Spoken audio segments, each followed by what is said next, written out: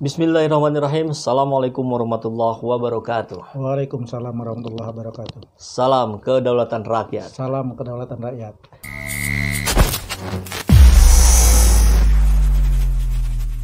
Ustadz Tarmizi, Siap. tadi di video sebelumnya kita sudah bahas tentang hoax atau fakta pada Imron ditahan. Ditahan. Itu kan luar biasa, mengejutkan. Walaupun sebagian orang katanya Pak Ustadz sendiri tidak terkejut. Nah, sekarang ini tentu akan terkait dengan yang selama ini terus digaungkan oleh umat muslim. Kita akan mereview sebuah berita dari suaranasional.com nih, Ustaz. Ini penulisnya juga penulis yang aktif sekali ini banyak tulisannya beredar ini oleh Tarmizi Yusuf. Wah.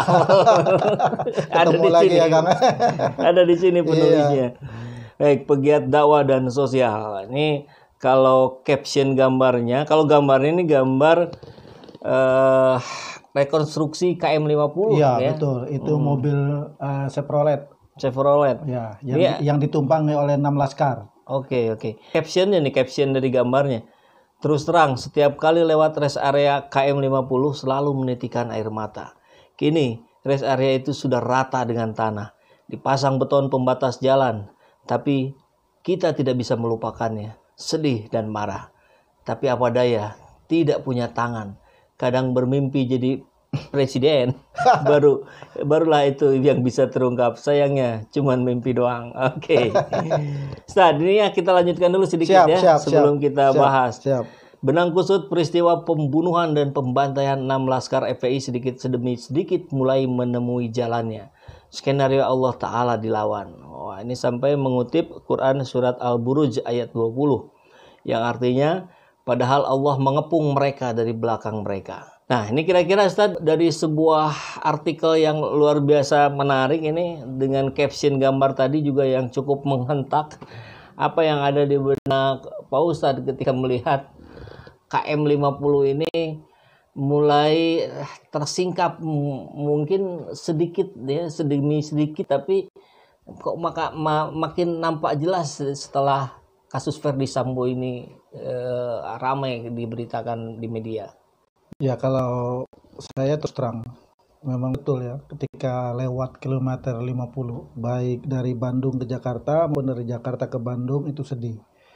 Jadi kita padahal hampir seminggu bisa lebih dari sekali itu bolak-balik gitu betul. Ya. Itu memang tapi selalu saja itu selalu muncul. Ya, selalu muncul. Karena kita sedih sekali ya gitu, karena melihat saudara-saudara kita yang difitnah, tembak menembak gitu ya, padahal mereka itu adalah korban pembunuhan, korban pembantaian, ditembak dari jarak dekat. Dalam persidangan Habib Bahar bin Smith juga para saksi ahli sudah mengatakan itu, mengungkapkan itu, bahwa itu bukan hoax gitu ya. Sekali lagi saya ingin mengatakan mereka punya skenario, tapi Allah punya skenario yang lain. Kita pesimis ketika itu kasus kilometer 50 ini akan terungkap. Tapi Allah buka melalui terjadinya kasus Ferdi Sambo. Nah, yang menariknya itu adalah kasus Ferdi Sambo dengan KM50 itu banyak kesamaan. Satu, narasi tentang tembak menembak. Terus yang kedua tentang korban dijadikan tersangka. Terus yang ketiga CCTV rusak. Sama kan? Dan menariknya lagi itu adalah nama-nama yang ada di kasus Ferdi Sambo itu disebut-sebut juga di dalam KM50.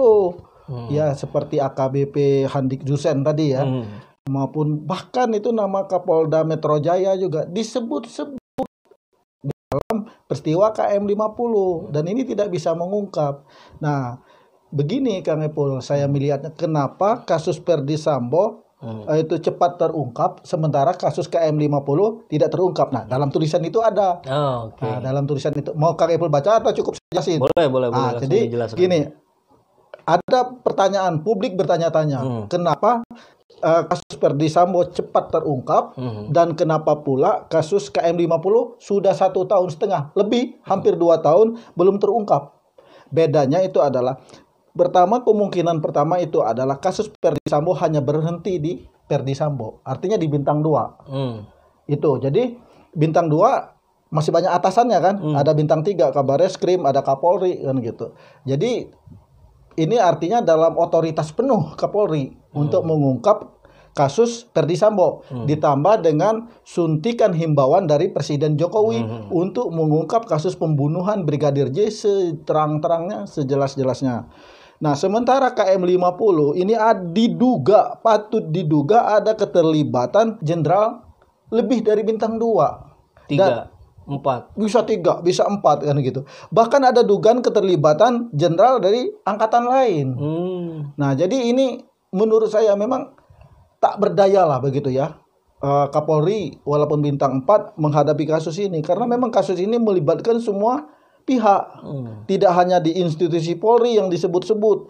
Yang kalau kita lihat di dalam peristiwa Ferdy Sambo itu adanya sebagai kepala Satgasus dan banyak kesamaan juga dengan peristiwa KM50.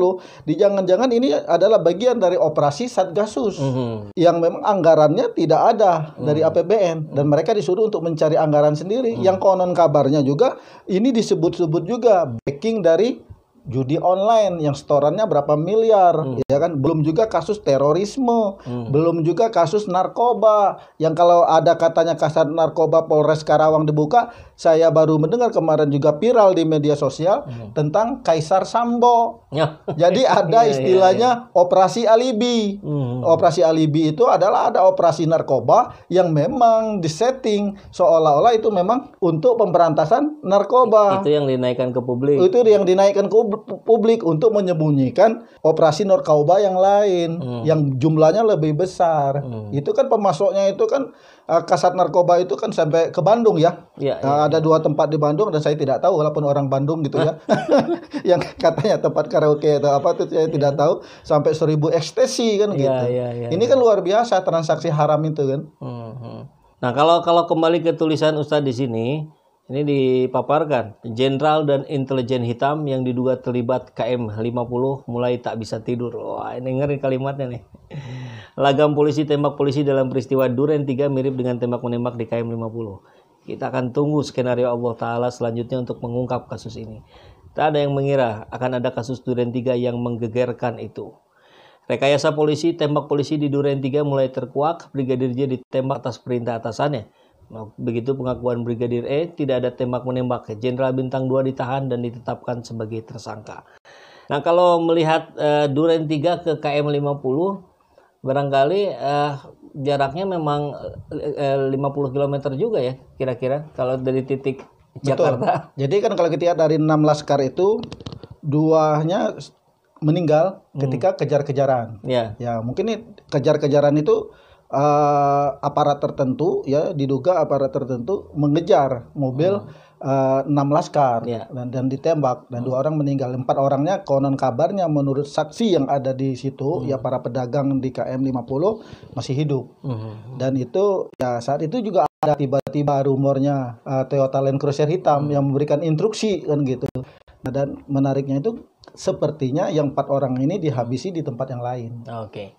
Nah, kalau bicara Satgasus itu kan baru ramainya sekarang. Betul. Jadi saat kasus KM50 tuh rasanya sih nggak mendengar itu Satgasus. Ya, dan memang itu satuan tugas khusus itu dia tersembunyi. Tersembunyi, kerja-kerjanya itu seperti kerja intelijen, bahkan bisa mengintervensi kasus-kasus besar konon kabarnya gitu ya. Dan kasus-kasus itu ya penuh. Kalau kita lihat pengakuan dari video, saya tidak tahu ya itu videonya sepertinya video itu keturunan gitu ya, yang menyatakan bahwa kasus itu akan mandek kalau tidak ada uang. Dia sudah diperas berapa miliar, ya baru kasusnya bisa diungkap dan diramaikan di media sosial. Dan itu saudara kita itu cukup berani menurut saya, dia mengungkapkan fakta itu. Apa yang terjadi fenomena di Mabes Polri, khususnya Satgasus. Baik. Nah, terkait itu juga Satgasus kemudian atau bicara orang-orang para jenderal yang sudah ditangkap itu kalau saya pernah lihat list kolom agamanya itu Kristen.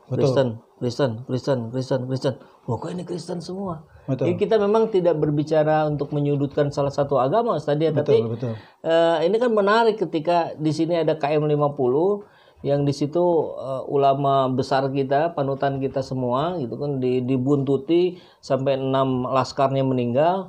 itu tidak selesai-selesai. Ini yang korbannya juga orang Kristen, nenek Kristen.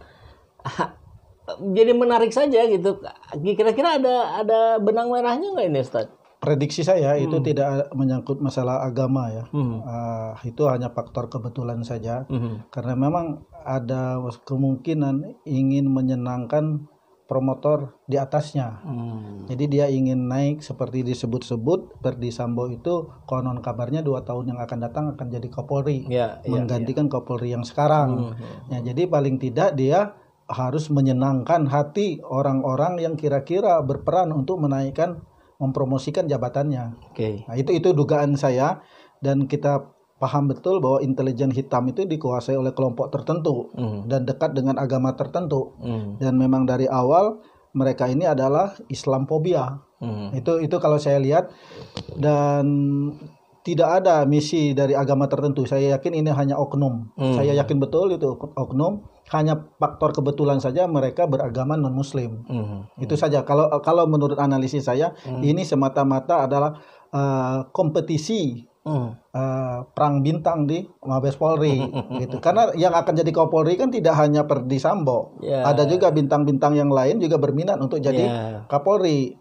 Dan sekarang yang kabarnya juga salah satu alasan motif gitu ya pembunuhan terhadap Brigadir J itu karena Brigadir J membocorkan tentang operasi hitam Satgasus gitu ya. Nah, ini barangkali yang kita lihat gitu ya, karena kita lihat itu Brigadir J ini disiksa dulu baru dibunuh.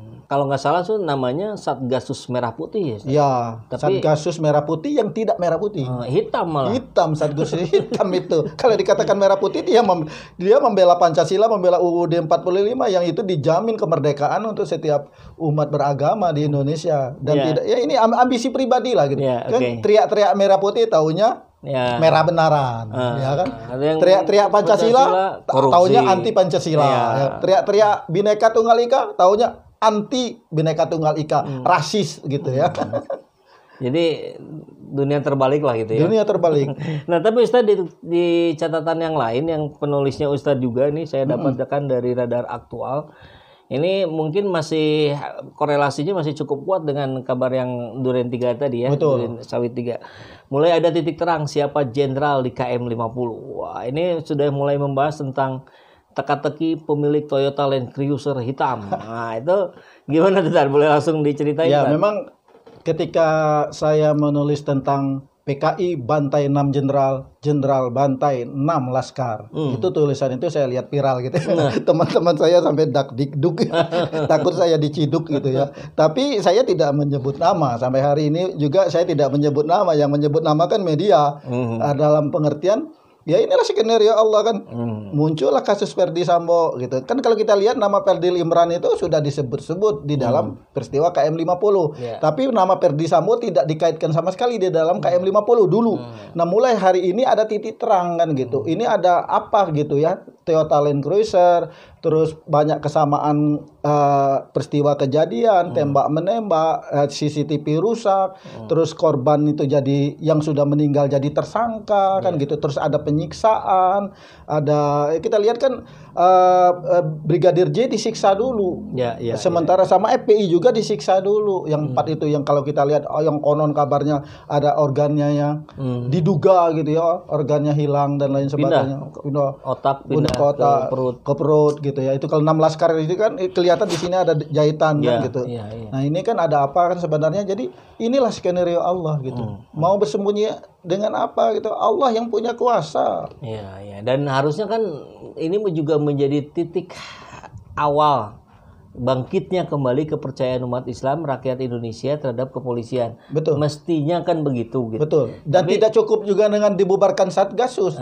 Rakyat publik meminta laporan pertanggungjawaban Satgasus ini. Karena banyak rumor yang berkembang yang backing judi lah, terus menggarap terorisme lah kan gitu. Sampai dukungan capres katanya. Ya, mendukung capres gitu, termasuk ya itulah mungkin ada operasi intelijen gitu kan.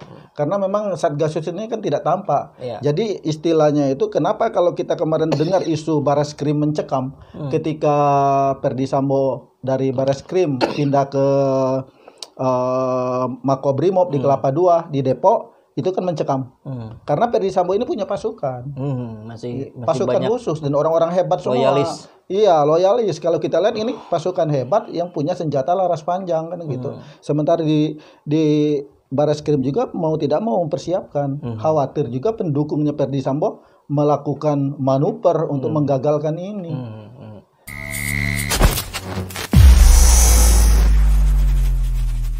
Alhamdulillahirrabbilalamin, saat ini banyak sekali sahabat-sahabat dari Saiful Zaman Channel yang menjadi patron dari kegiatan ini, yang mendukung, yang mensupport dengan berbagai cara. Luar biasa, via WhatsApp, via grup, via media sosial lainnya. Bahkan tidak sedikit yang kemudian mendonasikan uangnya untuk perjuangan kami di medan dakwah ini. Ya jelas hal ini sangat membantu keberlangsungan channel ini karena kebutuhan pun kemudian bertambah. Tidak bisa lagi ini dikerjakan oleh 1-2 orang. Kita harus merekrut lebih banyak orang. Dan itu jelas membutuhkan dana yang tidak kecil. Nah, oleh karena itu buat sahabat-sahabat semua yang terus mendukung kami, doakan juga kami untuk mampu istiqomah, untuk mampu terus menyuarakan dan menggemakan suara hati rakyat. Dan seperti biasa, bagi yang ingin membersamai kami dengan membantu operasional channel ini, sahabat bisa mendonasikannya ke nomor rekening yang ada di bawah sini.